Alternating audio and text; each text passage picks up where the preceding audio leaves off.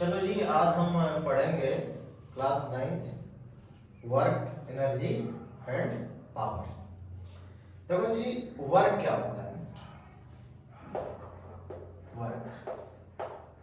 Work ये होता है कि अगर हम कोई वर्क करें, यानी फोर्स लगाएं, फोर्स अप्लाई करें एंड ऑब्जेक्ट डिस्प्लेस हो जाए from one place to another place, तो उसे हम वर्क कहते हैं।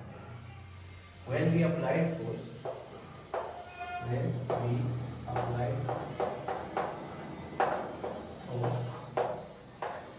and object displaces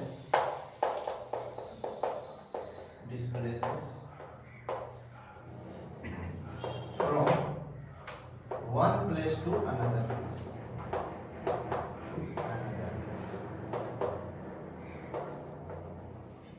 ठीक है?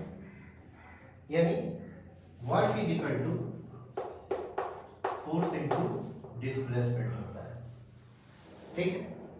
फोर्स क्या होता है जी? फोर्स के साइन एक न्यूटन होती है और डिस्प्लेसमेंट की मीटर। तो न्यूटन मीटर इसकी एसआई यूनिट होती है। इस न्यूटन मीटर को ही हम जूल कहते हैं। न्यूटन मीटर को ही हम क्या कहते हैं? जूल कहते हैं, ठीक है? अब आपसे क्वेश्चन पूछ सकता है डिफाइन 1 जूल। डिफाइन 1 जूल, तो आप लिखोगे when we applied 1 newton force and object displaces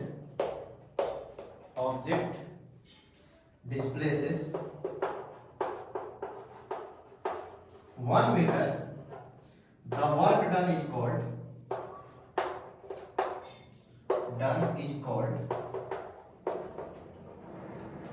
1 joule, ठीक है? वर्क एक स्केलर क्वांटिटी है, it is a scalar quantity,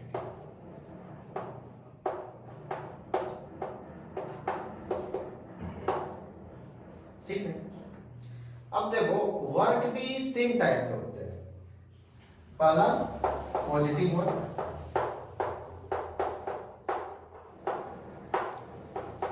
दूसरा नेगेटिव वर्क, तीसरा जीरो वर्क, ठीक? अब जो होता है, नोट कर लो, इतना पॉज करके नोट कर लेना।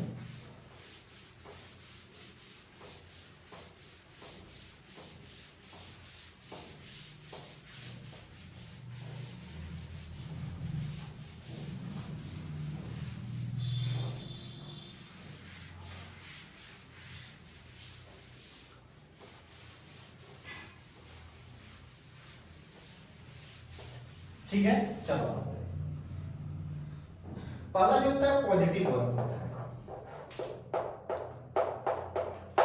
पॉजिटिव वर्क वो होता है जैसे ये ऑब्जेक्ट है, मान लो ये एक ऑब्जेक्ट है, मैंने फोर्स अप्लाइड किया इस डायरेक्शन में, और ऑब्जेक्ट जो होगा उसका डिस्प्लेसमेंट भी इसी डायरेक्शन में होगा, यानी इस जो का डिस्प्लेसमेंट इसी डायरेक्शन में होगा। जिस डायरेक्शन में मैंने फोर्स अप्लाई किया उसी डायरेक्शन में डिस्प्लेसमेंट हो गया, उसी को हम पॉजिटिव वर्क कहते हैं।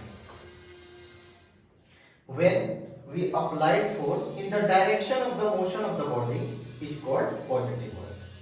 When applied force in the direction of motion of the body is called positive force, ठीक है? दूसरा होता है नेगेटिव वर्क।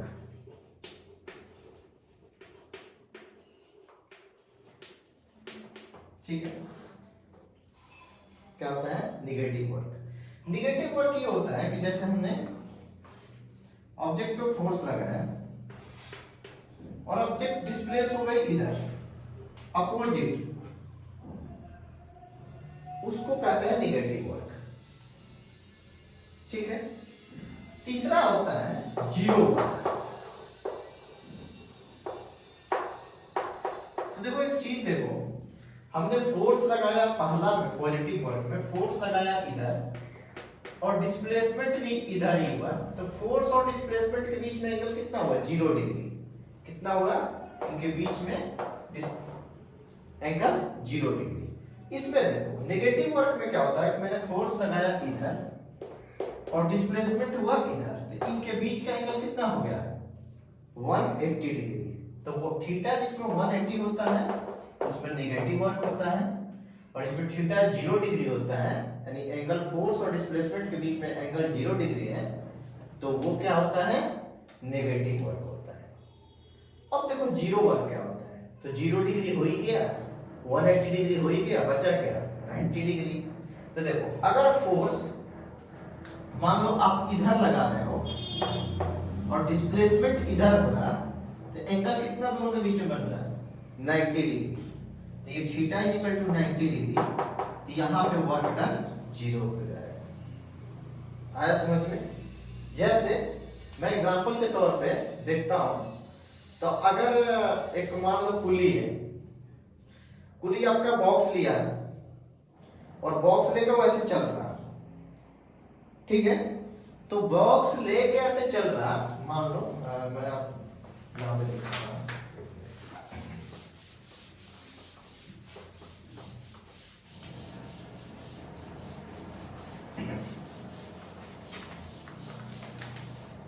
मान लो कुली है, कुली ये बना दिया मैंने, इनका एक ये हाथ एक पैर, 1 2 3 4 5, 1 2 3 4 5, 3 4 5, ये बॉक्स लिए हैं, ठीक है? तो जब ये बॉक्स लिए हैं तो एक फोर्स लगेगा नीचे की तरफ। कौन सा फोर्स लगेगा जी? ये mg फोर्स लगेगा, और ये चल ऐसे रहा है, डिस्प्लेसमेंट इधर हो रहा है, तो इनके बीच का एंगल कितना हो गया? 90 डिग्री। हालांकि मैंने शुरू में बताया कि अगर मैंने फोर्स लगाया और ऑब्जेक्ट डिस्प्लेस हुआ, तो देखो यहाँ पे तो कुली डिस्प्लेस भी हो रहा है, कुली डिस्प्लेस, लेकिन कुली का डिस्प्लेसमेंट हो रहा ना कि सामान का डिस्प्लेसमेंट हो रहा, सामान तो रेस्ट में ही है, या कुली जो सामान ले जा रहा और जो डिस्प्लेसमेंट उनका हो रहा, उनके बीच का एंगल कितना बन रहा है? 90 डिग्री बन रहा है, तो उसका वर्क डन 0 होगा। आगे समझ में? तो ये होता है पॉजिटिव वर्क, नेगेटिव वर्क और जीरो वर्क। ऐसे तो आप कहोगे कुली भाई पैसा भी लेता है कि काम करने के लिए, अगर कोई साइंटिस्ट से पूछोगे तो बोला कोई वर्क नहीं होगा, ठीक है? अगर कोई आप बॉक्स लेके कोई रेलवे स्टेशन पे खड़े हैं, वो भी बोलेगा कोई वर्क नहीं हुआ, 0 वर्क डन है, क्योंकि ये mg लग रहा, ठीक है? और आप वहीं का वहीं खड़े हो, कोई डिस्प्लेसमेंट हो नहीं रहा। तो आ गया समझ में? ये होता है पॉजिटिव वर्क, ये होता है नेगेटिव वर्क, और ये होता है जीरो वर्क। वर्क की आ गया समझ में? अब आते हैं हम एनर्जी के बारे में।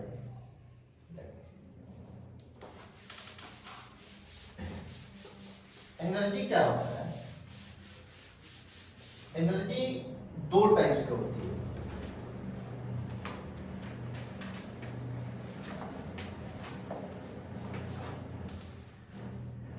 एनर्जी 2 टाइप्स की होती है, पहला काइनेटिक एनर्जी, दूसरा पोटेंशियल एनर्जी पीई, और तीसरा एक आता है mechanical energy, ME, mechanical energy. Mechanical energy जो होता है ना, सम ऑफ काइनेटिक एनर्जी और पोटेंशियल एनर्जी होता है। सबसे पहले हम काइनेटिक एनर्जी के बारे में पढ़ते हैं। काइनेटिक एनर्जी होता है एनर्जी पोजेस, पर एनर्जी क्या होता है? The ability to do work is called energy. Energy की भी SI यूनिट जूल होती है, जूल होती है।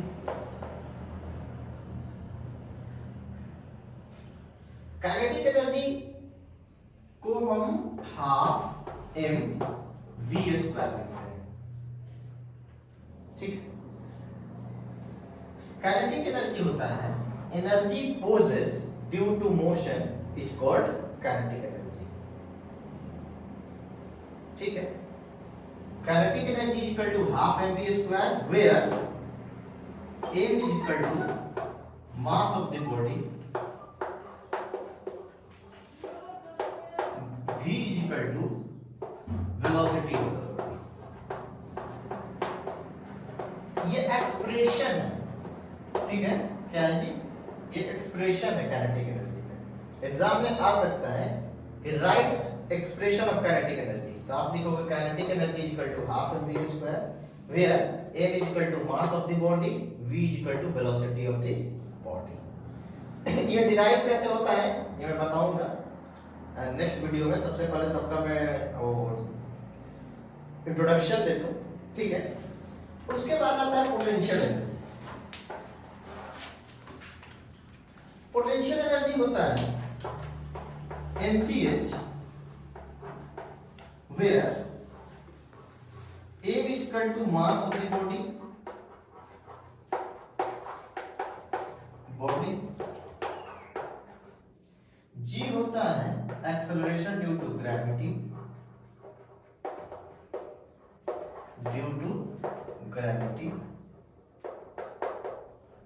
h होता है हाइट ऑफ द ऑब्जेक्ट,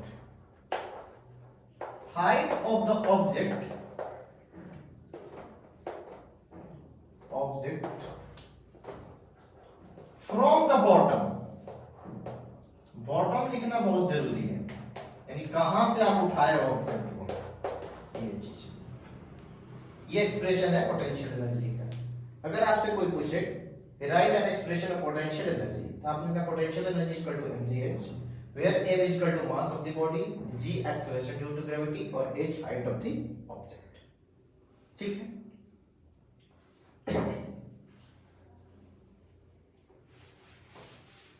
अब आते हैं मैकेनिकल एनर्जी।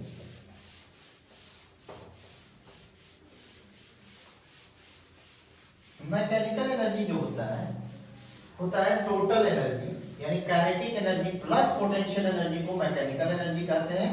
और ये जो चीज होता है हमेशा हर जगह कांस्टेंट होता है। क्या होता है? ये हर जगह कांस्टेंट होता है। तो मैकेनिकल एनर्जी जो होता है, मैकेनिकल एनर्जी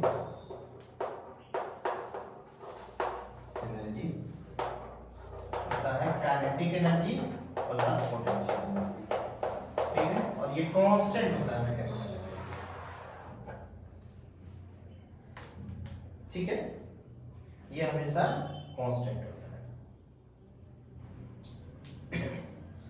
दूसरा चीज होता है वर्क एनर्जी थ्योरम। क्या होता है? Work energy theorem. अब इसमें मैं कुछ क्वेश्चन कराता हूं। जैसे मान लो कोई बॉडी है, उसका मास 10 kg है और वेलोसिटी उसका 18 किलोमीटर पर आवर है। आपसे पूछा काइनेटिक एनर्जी क्या होगा, तो आप बोलना साहब kinetic energy half mv square होता है। लेकिन एक बात ध्यान में रखना कि ये जो वेलोसिटी है वो किलोमीटर पर आवर है, हमें इसे मीटर पर सेकंड में चेंज करना पड़ेगा। तो किलोमीटर पर आवर को मीटर पर सेकंड में चेंज करने के लिए हम 5/18 से मल्टीप्लाई कर देते हैं, ये आएगा 5 मीटर पर सेकंड। अब आप लिख सकते हैं हाफ m कितना है जी 10, वेलोसिटी का स्क्वायर 5 का स्क्वायर, 2 5 जा 5 5 जा 25 5 जा 125 स्क्वायर आएगा। आया समझ में? अब देखो दूसरा क्वेश्चन कैसे, जो क्वेश्चन आते हैं मैं वही बता रहा हूं, जो क्वेश्चन मोस्टली पूछे जाते हैं एग्जाम्स में। देखो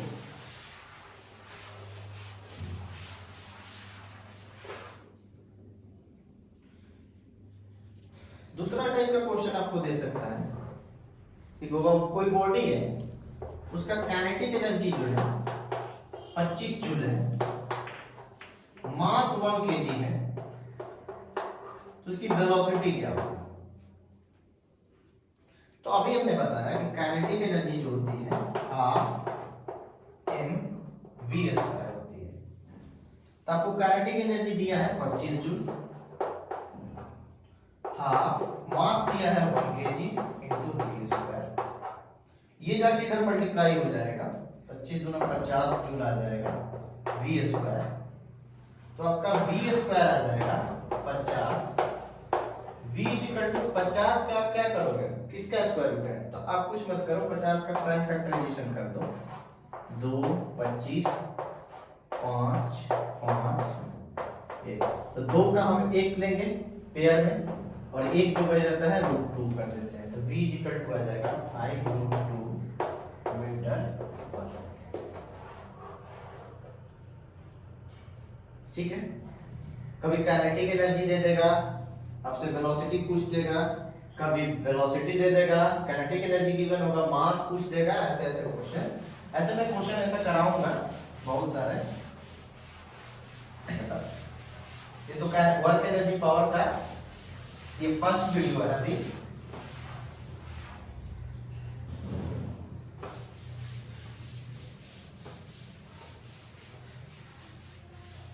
तो ये नेक्स्ट क्वेश्चन जो आते हैं ऐसे आते हैं, ये तो क्वेश्चन आ ही जाते हैं रेशियो टाइप का, जैसे बोलता है कि एक बॉडी, दो बॉडी है ए और बी,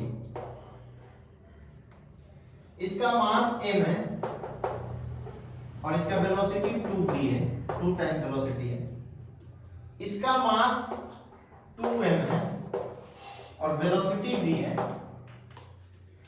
तो बोलेगा कि kinetic, what is the ratio of, what is the ratio of kinetic energy A to kinetic energy B, तो हम निकाल लेते हैं इनका ratio. Kinetic energy of A हो जाएगा हाफ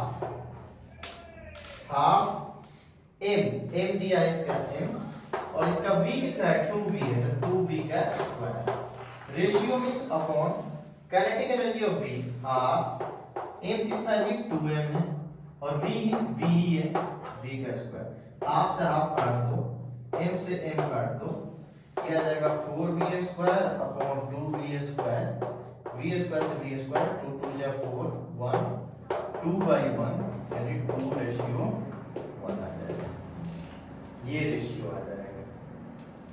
कोई प्रॉब्लम? तो ऐसे ऐसे क्वेश्चन मैं नेक्स्ट वीडियो में अपलोड करूंगा,